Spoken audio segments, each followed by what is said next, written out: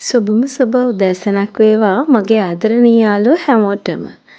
ඔන්න ඉතින් සෑහෙන දවසකට පස්සේ පාළුවට ගිය මගේ YouTube නාලිකාවට ආයෙත් පණ පොවන්නයි මගේ ලෑස්තිය. මන් දන්නවා මේ වෙද්දි මගේ YouTube නාලිකාවේ මං එනකන් ආදරෙන් බලාගෙන ඉඳලා ඇති වුණු ගොඩාක් දෙනෙක් ඉන්නවා මට බනින්න බලාගෙන. ඉතින් ඒ හැමදේටම ඔක්කොටම කලින් මං සමා වෙන්න කියන්නම්කෝ. අපේ ජීවිතය ඇතුලේ අපි කොයිතරම් ප්ලෑන්ස් හදාගෙන මොන තරම් දේවල් කරනවා කියලා හිතුවත් අපේ ප්ලෑන්ස් චුට්ටක් විතර වෙනස් වෙලා අපි නොහිතපු විදිහට නොහිතපු පාරවල් වල යන්න වෙන වෙලාවල් අපි හැමෝගෙම ජීවිතවල තියෙනවනේ.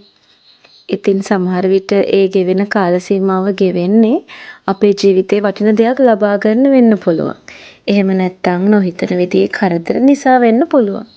ඉතින් මගේ ජීවිතේත් ගෙවුණු කාල සීමාවේ මට ගොඩාක් කාර්යබහුල වෙන්න සිද්ධ වුණා.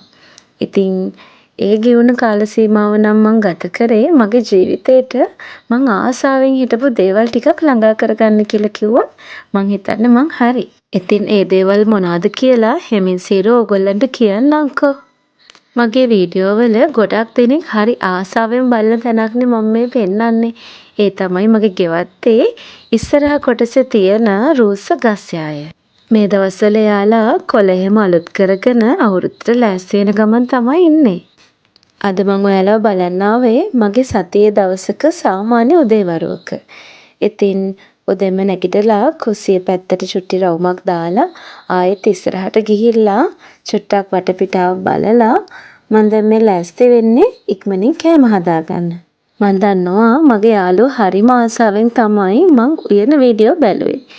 ඉතින් එන්නකෝ අද මම මොනවද හදන්නේ කියලා පෙන්නන්න. ඔක්කොම වෑංජන වලට අවශ්‍ය වෙන ලූණු ඕම් මිරිස් ටික මං ඉස්සෙල්ලා කපලා තියාගත්තා. බීට් කිරට හදලා බෝංචි තෙලට දාලා කරවල ටිකක් තෙල් දාගන්න තමයි මං අද ලෑස්ති වෙන්නේ. රතු වලයකට මට අවශ්‍ය වෙන කිරි ටික මම මිරික ගත්තට බෝංචි එකට කිරි චුට්ටකුත් දාගත්තොත් හොඳයි කියලා හිතුණා. ඉතින් ෆ්‍රිජ් එකේ තියාගත්ත පොල් කිරි කැටවල වටිනකම තේරෙන්නේ මේ වගේ වෙලාවට තමයි. ඔන්න අද මම බත් එක උයාගන්නෙත් මගේ ගෑස් ලිපේමයි. අද මගේ මෙනු එකේ තියෙන කෑම ටික නම් ඉතින් කවුරුත් හදන්න දන්න ලේසි කෑම ටිකක්නේ. ඒ වුණාට ඉතින් වෙන වීඩියෝ බලන ඔයාලා ආස නිසා වීඩියෝ එකේ ඒ ටික පෙන්නන ගමන්ම මම ඔයගොල්ලොත් එක්ක කියන්නම්කෝ ඇයි මට මෙච්චර දවසක් එන්න බැරි වුනේ කියලා. ඔයාලට මතක ඇති නේද මගේ වීඩියෝ වල පවා මම නිතරම කියලා තියෙනවා අපි ඉගෙන ගන්න ආස දෙයක් තියෙනවා නම් අපේ වයස මොකක්ද අපි දැන් කරන්න මොනවද ඒ මුකුත් නොහිත අපිට කරන්න පුළුවන් දෙයක් නම් අපි අනිවාර්යෙන් ඒ දේ කරන්න ඕනි කියලා. ඉතින් මගේ හිතේ ලොකු ආසාවක් තිබුණා රසට කේක් හදන්න ඉගෙන ගන්න. ඇත්තම කිව්වොත් මම රසට බටර් කේක් එකක්වත් ලොකුවට හදන්න දැනගෙන හිටියේ නැහැ. ඉතින් මම අඳුරන අක්කා කෙනෙක් ඇකඩමි එකක් විදියට එයා කේක් හදන්න උගන්වනවායි කියලා දව පෝස්ට් එකකට මට ආස හිතිලා මම හස්බන්ඩ්ගෙන් ඇහුවාම යන්නද කියලා එයා ඉතින් හරිය ආසාවෙන් මට යන්න කිව්වා. ඉතින් හිතේ තිබුණු ආසාවට ක්ලාස් වල වැඩයි, ගෙදර වැඩයි කොහොම හරි මැනේජ් කරගෙන මම ක්ලාස් එකට ගියා කියන්නකෝ. ඊට පස්සේ මාස 3ක් යනකම්ම සතියට එක දවස ගාන ඉතින් ක්ලාස් ටික තිබුණා. ඉතින් ඒ ඉගෙන ගන්න අතරතුර මගේ කේක් ලස්සනයි කියලා දන්න කට්ටිය නෑදෑයෝ ඊට පස්සේ මගේ ගෙදරම බර්ත්ඩේස් වලට පවා මම ඉතින් කේක් හදන්න ගත්තා. කට්ටියත් මගෙන් ඉල්ලුවා. ඉතින් ওই විදියට ක්ලාස් යනවා, කේක් ඕඩර්ස් හම්බෙනවා, ක්ලාස් වල වැඩයි, ගෙදර වැඩයි. මට ඇත්තටම වීඩියෝස් කරන්න වෙලාවක් තිබ්බද කියලාවත් හිතා ගන්න බැරි වෙන තරමට පුදුම වැඩ ගොඩක් එකතු වුණා. ඉතින් ඔළුවටත් ටිකක් ස්ට්‍රෙස් වගේ දැනුණා. ඉතින් ඇත්තටම වීඩියෝ ගේන්න මට බැරි වුණා. ඉතින් දැන් නම් මගේ කේක් ක්ලාස් එකේ වැඩ ටික ඉවරයි. ඒ වුණාට ඉතින් අර ආපු විදියට දිගටම ඕඩර්ස් ඉඳලා හිටලා එනවා. ඉතින් ක්ලාස් වල වැඩ ඒ ඔක්කොම එක ටිකක් මම වෙනදා ගිය රූටින් එක වෙනස් වෙන නිසා තමයි මට මගේ වැඩ ටික බැලන්ස් කරගෙන වෙනදා වගේ වීඩියෝස් ගේන්න බැරි වුණේ. ඒ වුණාට ඉතින් මගේ වීඩියෝස් නිතරම කට්ටිය බල මට කමෙන්ට් දානවා මම වීඩියෝ ගෙනාවේ නැති වුණත් හරි ආසාවෙන් ඒව බල හැමදාම මම ඉතින් හිතනවා වීඩියෝ ගේන්න ඕනේ කොහෙන් හරි වෙලාව හොයා ගන්න ඕනේ කියලා. ඉතින් ඔන්න අද කොහොම හරි මම ඒකට වෙලාවක් හොයාගත්තා. ඉතින් දැන් වෙනදා කරපු වැඩවලට අමතරව මට මගේ කේක් බිස්නස් එකේ වැඩක් තියෙනවා. ඒ ඔක්කොමත් බැලන්ස් කරගෙන ඒකෙන් මට ඔයාලට කියලා දෙන්න පුළුවන් දේවලුත් ඔයගොල්ලන්ට කියලා දෙන ගමන් වෙනදා වගේ වීඩියෝස් කොහොම හරි ගේන්න තමයි මං හිතුවේ. ඔන්න ඔහොම තමයි ඉතින් ඒ කතාව සිද්ධ වුණේ. ඉතින් ඔන්න යාළුවෝ මගෙත් එක්ක තරහ වෙන්න එපා. අදින් පස්සේ දිගටම ඔයාලා බලන්න මං කොහොම හරි එන්නම්කෝ. ඔන්න කතාවෙන් කතාව මම බීට්‍රූට් එක ලිපේ ඉදෙන ගමන් අනිත් ලිපේ බෝංචි එක තෙල් දාගන්නයි හදන්නේ.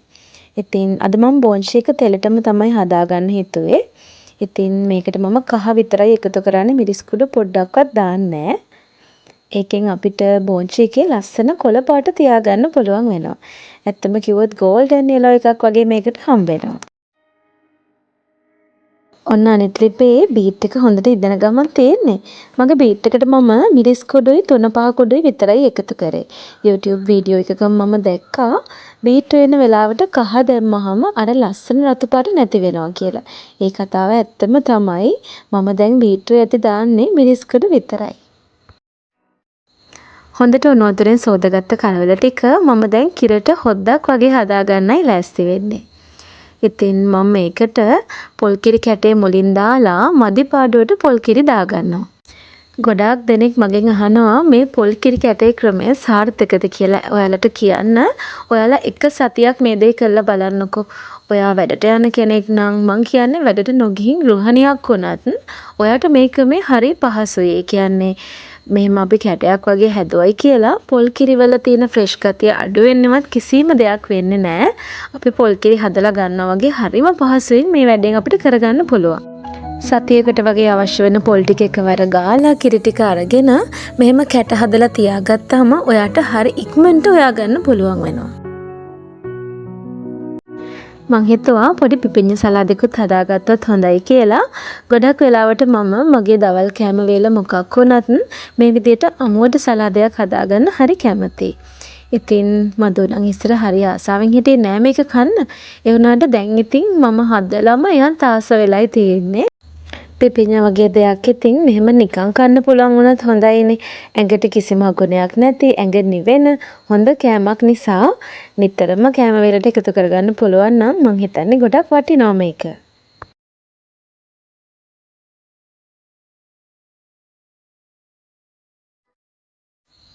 ඔන්න මේ වෙද්දී මගේ වෑංජන ටික ඔක්කොම හදලා ඉවරයි.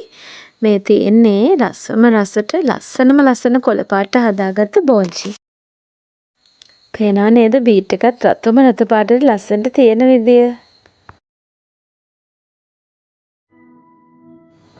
බීට්‍රූට් වෑංජනේ මම වහලා තියාගත්තට බෝංචි එක වහන්නේ නැහැ. මොකද ඒක නිවෙන්න කලින් අපි වැහුවොත් මේ ලස්සනට රැකගත්ත කොළ පාට අපිට තියාගන්න බැරි වෙනවා. කරවල හොද්දත් හොඳට කිරට බොරේට මම හදාගත්තා. මං ගොඩාක් මාස මේ විදිහට කරවල හොදි කන්න. ඉතින් මං හිතනවා මේ වෑංජන ටිකට කරවල හොද්ද හොඳට ගැලපෙනවා කියලා. ඉතින් මේ විදිහට තමයි අද මගේ දවල් කෑම ලෑස්ති වුණේ. ඉතින් එහෙනම් අදට මං වීඩියෝ එකකින් ගිහින් එන්නයි හදන්නේ.